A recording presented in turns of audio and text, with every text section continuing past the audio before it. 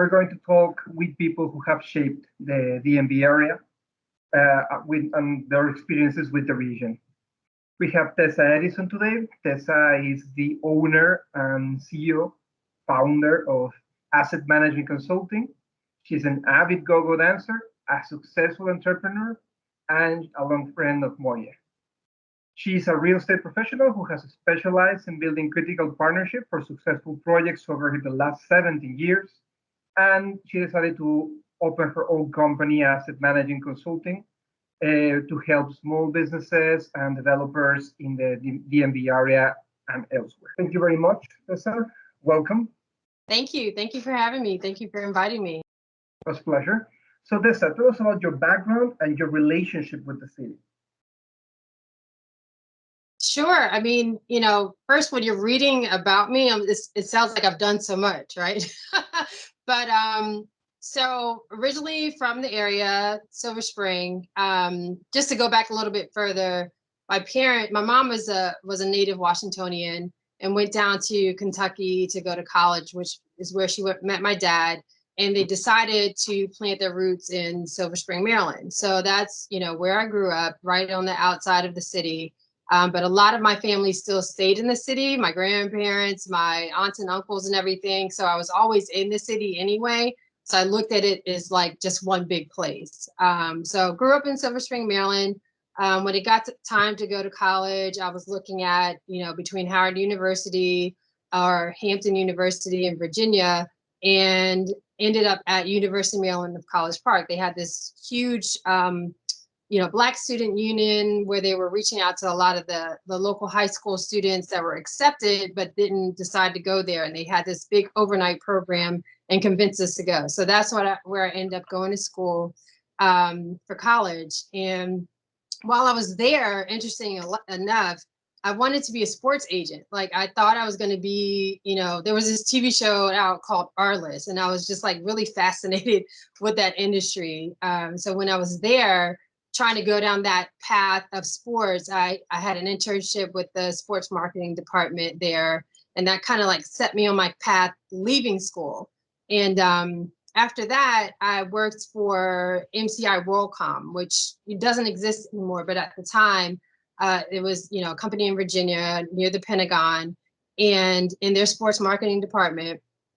And I was on a team that managed the sponsorships and the naming rights for what was called the MCI Center then, which was, still where, the Wizards and the Capitals and the Mystics play. And, it was a crazy time because during that time, first of all, I'm fresh out of college, land this amazing job.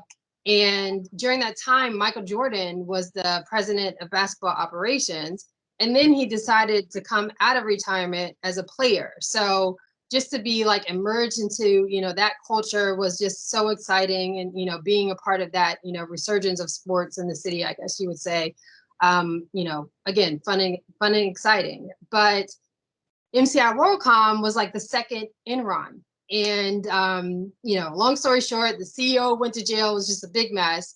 And I found myself looking for a job after 2 years of just this complete high in the industry that I thought I was going to be in forever. I found myself just looking for a job. And my cousin's old basketball coach started a title company. And he said, my old coach has a title company.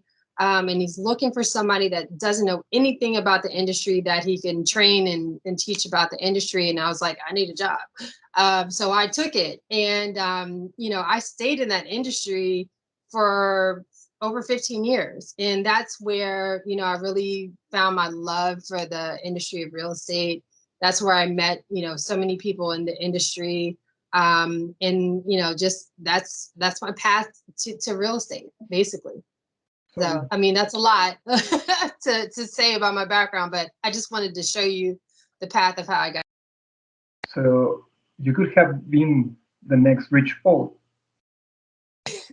Exactly. I mean, those are the folks like, there wasn't a Rich Paul then, right? I mean, the makeup of sports agents in the industry were, predominantly white male, but I still like found a passion for it. I remember being at a game And Michael Jordan's agent at that time was David Falk, and he was at a game. I ran into him in the foyer, and I said, one day I'm going to take all your clients. I was, talking big stuff, but yeah, that's where I saw myself. Oh, you had the spirit.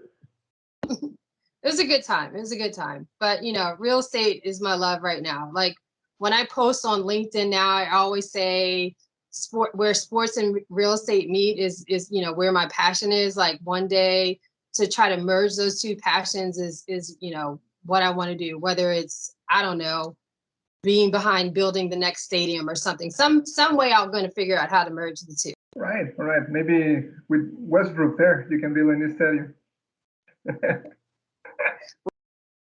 How has the district transformed in the last 15 years? And where is it going now, in your opinion? Wow. I mean, 15 years is quick, Rodrigo. When I think about transformation, like I look back like the last 30 years, right? I mean, it's almost unrecognizable. Even though I grew up in the suburbs, what I see now versus then, it's completely different. And it's crazy that being from the area, I'm at the point where I use GPS to get around because there's, so many, new landmarks and buildings. And, it's sometimes it's hard to find my way. Like I remember a time where getting into the city for me was like just deciding, am I going to take Georgia Avenue in or am I going to take New Hampshire Avenue in, and then figure it out along the way. So, and we would just use landmarks to get around, right? So, and, I'm really big on like photographs and history and things like that. And so I'm always finding myself looking at the before and after, the before and after, what the wharf looked like and what Shaw looked like and what Navy Yard looked like, because even being from here, you have to like remind yourself of, what it looked like. So lots has transformed, right? Which is, a great thing. But, for me, I just want to make sure that in that transformation, everyone is able to participate in it, right? So there's this beautiful city, right? It's a lot of people look at it as a tourist area, but people have grown up here, their families, they're here, they were educated here, and just making sure that they participate in that change. And then in the transformation, good comes out of it. Like I love that people are, instead of tearing down like the beautiful row homes, like they're rehabbing them, and the new love for the parks and the arts and everything in the city. I love, how people are recognizing, those things, and that, that's not necessarily being transformed in a negative way.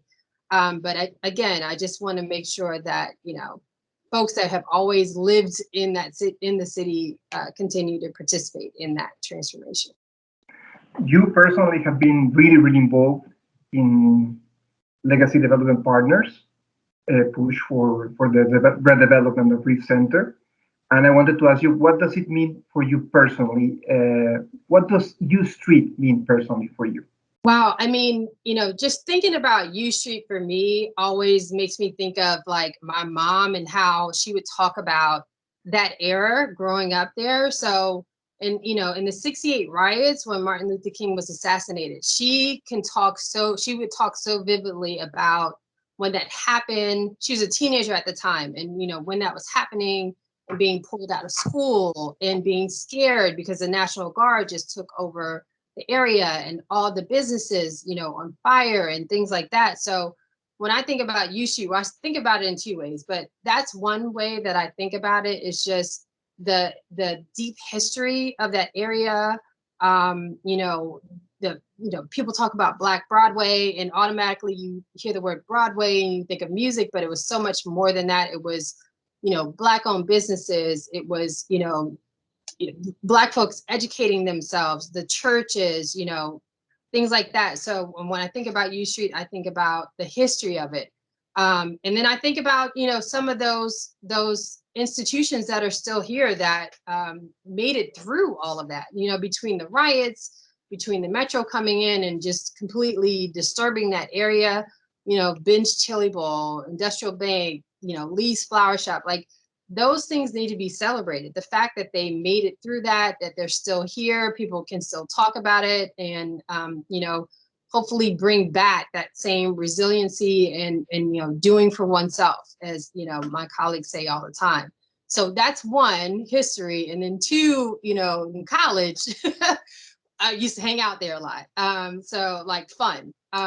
Republic Gardens was like one of the places that we would always go to, and just hanging out on U Street and just the vibe and the diverse cultures and people just walking around having fun, the different foods, the different music, etc. So, I see U Street two ways, and I see that continuing to happen. So that's one of the reasons why we called ourselves Legacy Community Partners, because we think about those legacies and making sure that they're not erased, because as things change, it's going to happen. Change is going to happen, but let's not just overlook, where we came from in our journey to where we're going.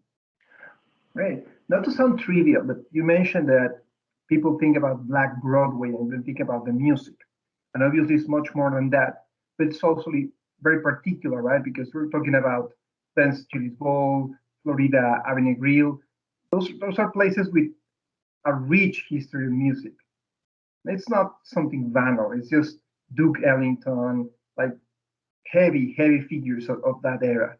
How does that feel? How does that feel to go and hang out in these places that have probably one of the richest history of music tradition and social tradition in the US? You said, how does it feel just to know that I'm, a part of like walking in those same steps, right? Like these big historical figures that you read about, right? Just as you move around like the U Street area and you can point to places and say, oh my gosh, I know that Duke Ellington played there. And, that's a big deal. Like walking in the same steps as this person, or I know that someone opened this door, like these figures that, we read about. And then, part two of that is continuing that legacy of music. Like jazz is not dead, but it led to more genres of music, right? So the resurgence of, dare I say, go-go's, like that same kind of culture of, people in the same area coming together and enjoying the culture of the city. So, I mean, it warms our heart, basically, is the best way I can describe that. Cool. Now, when you started asset management consulting, what was the process to get there? What were the obstacles as a Black entrepreneur woman? Yeah, I mean, so as I mentioned, when being in title for 15 years, I developed a lot of relationships in the industry. And what I found, and I was in business development while I was in title, and vice president of operations. So what I found is I saw, my colleagues like growing in the industry. I was so proud of what they were doing and what they were accomplishing. And I would say things like, hey, people need to know more about what you're doing. Like, I don't see like your social media presence or, your PR about this amazing building that you built, or, these affordable homes that you just created. And I was always like, I felt like I was giving free advice, right? But it didn't matter because I was helping friends, right? By doing that. And eventually I just said to myself, like, you can create a business out of this. There's a need, and you could create a business out of it. So that's what I did. I took a leap of faith in doing so, and I've been enjoying it ever since. And as I continue to grow, like that's the main thing that I want to do, is just uplift those that are doing great things in this community. Keeping the city affordable, things like that. So that was, the ethos behind, why I started it. Challenges, any new entrepreneur, has similar challenges, right? But when you add in, Black women to that, it kind of expands it. Access to capital. I don't come from, a family that just has money that can write me a check to launch a business. It's, completely on my own. Taking that leap of faith. There's not a lot of, women mentors in this industry. It's interesting because Black women are the ones that are, numbers wise, statistically opening, businesses, right? They're the number one folks that are opening businesses, because we have that innate thing in us, turning lemons into lemonade, trying to just take control of our own destiny. A lot of us are head of household, things like that. So naturally, that's what we're going to do. But it's getting from just the start to actually expanding your business is where you start to run into the barriers. So again, the access to capital, the mentorship. Most of my mentors are men, right? So I want to talk to women that have done it, right? So if I look back in history, who would I talk to? Like Madam C.J. Walker, she's one of my heroes, women in entrepreneurship. Janice Bryant, who started the Act One, which is, I think it's not $1 billion company. It's providing human resources, temp agency kind of thing, to sit down and just talk to her. How did you do it? How did you go from A to B to Z? Things like that. And then, to me, Paula, I don't know if I've said it to her, but I feel like she definitely would be a great mentor of mine. I just always, express to her that I'm just so amazed at this company that she's built, the great, folks that she's brought on her team. You guys do such an amazing job. So, more mentors, lack of that, need more of that, access to capital, and, just having people behind you and believing in you as a business owner, right? Not just, well, let's offer you a job here. That's great that you started this business, but what you're doing is so great. Can you come work for us? I feel like I get that a lot, and I'm like, no, I'm trying to do this for myself, and you are become a client of mine. So just kind of trying to break through those type of stigmas, are some of the barriers that I've seen so far. But building capacity and growing, I'll get there through all those things, but it just takes time. It's funny how it ties together with what you spoke at the beginning, right? This idea of being a support agent, of empowering other people and tying together to reach forward, right? The big African American agent who's giving back the power to the players, and you're trying to help other small businesses and other people in your community. How do these Black-owned, minority-owned, brown-owned firms help shape the city, or have shaped the city?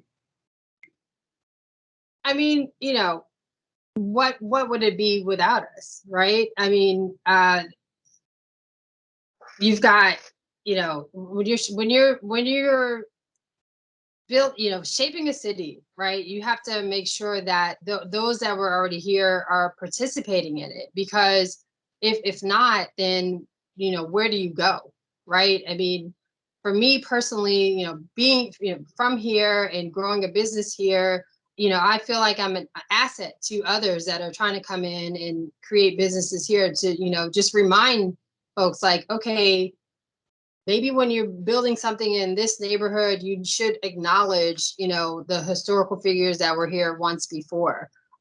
So a lot of times, those are the Black and brown businesses that have already been here who can provide that type of information. So that's how we're going to be able to shape the city. You can't just completely erase what was done in the past, unless you'll find yourself lost in the transformation of the city, because then it was just just plain vanilla, right? Let's keep the culture going, keep the vibe going. One of the biggest movements that I really give kudos to, and this is the younger generation behind us, is the Don't Mute DC movement, because they we love the transformation of the city, but you get to a point where you're saying, wait a minute, now you're starting to erase what came before, right? So you can't forget that. And the Black and brown entrepreneurs are there, and they're going to do a great job of making sure that happens. Right. Now you do a great outreach work, so I wanted to know, how do you connect with the folks in DC? How do you interpret their concerns, especially as we move out of the pandemic? You know, that's an interesting question because I'm a people person, right? It's sad because sometimes I hear people say, I hate people, right? I don't know if they're kidding when they say it, but when I hear that, and I've always been a people person. I like to talk to people, different people. I like to learn from people. I like to hear about the history. I like to hear about people's paths and, how they got where they are.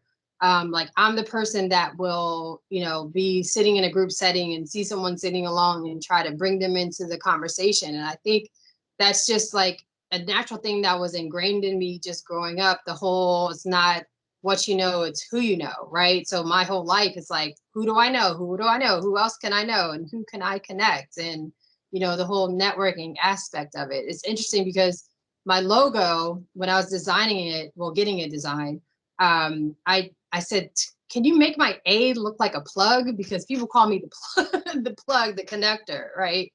But I think it's just important to not live in silos and just groupthink. And so I think that's how I've been able to just use that skill within me to just connect people and share ideas. Right, I'm going to make you a pitch. I'm 40 and I have a bad knee, but I can shoot the tree and defend as hell. I'm a good point guard. So when you open your agency, think of that. It's funny. I mean, listen, the sports industry, has changed a lot, right? I mean, you've got, the NBA, but then you've got the D League and then the baseball and the minors and, the CBA this. And now they're opening up to, letting college athletes like benefit from their likeness, which finally I'm very happy about that. So that's just going to open up, another market for that. So we'll find a place for you, Rodrigo. Thank you very much. The Veterans League. Right, so we're going to open the floor so the team can ask you questions. So whoever wants to start, you can just unmute yourself and ask the question directly.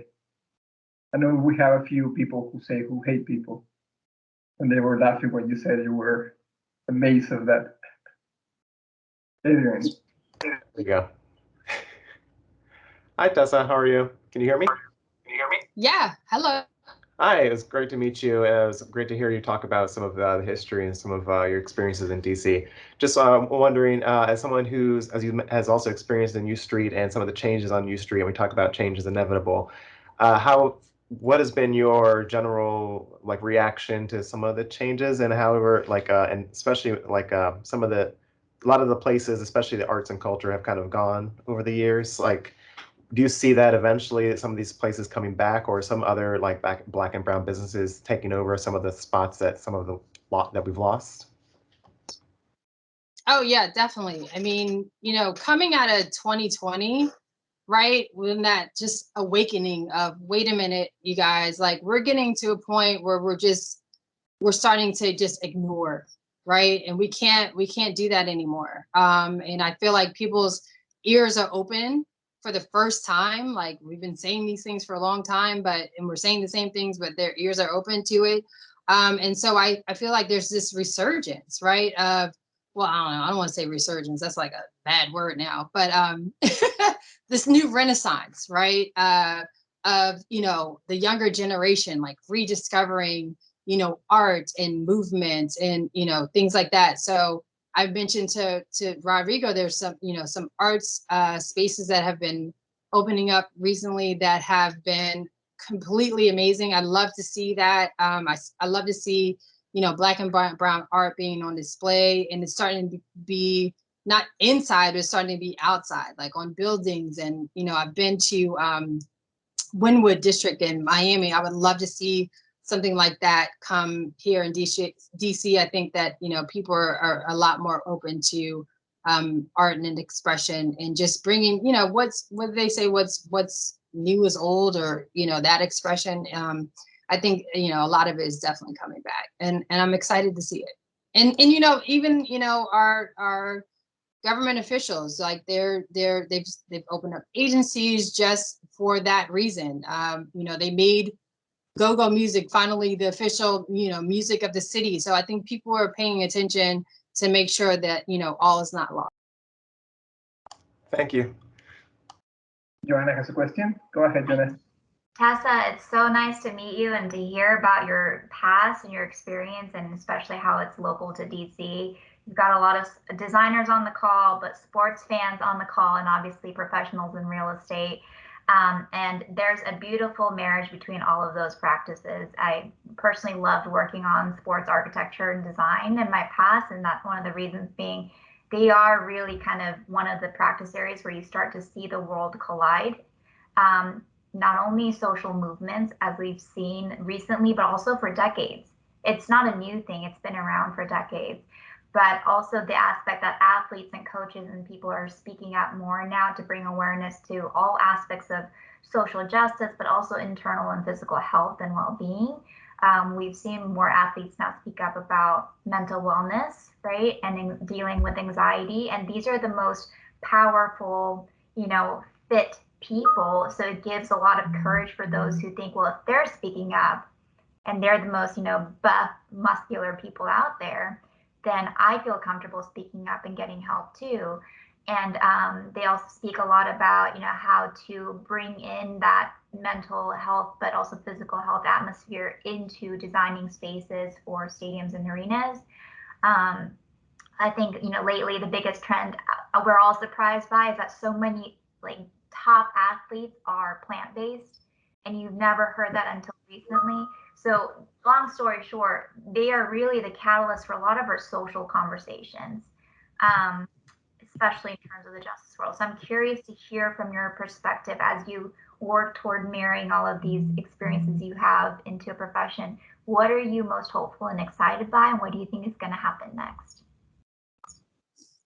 I mean, I'm glad that you shared that, because I think that is huge. I mean, I think coming out of 2020, especially for mental health, everyone is re-examining that, right? It used to be like the stigma to even talk about it. And, people get on, there's some people that are, just, what is it? Shut up and dribble. No, these folks have a platform, and they're using it to share and to educate. I mean, they heavily influence, especially our kids coming up in the industry, and they're listening to them. So to hear them say, talk about mental health and taking care of yourself, I think it's going to spread farther than people even realize, that power within.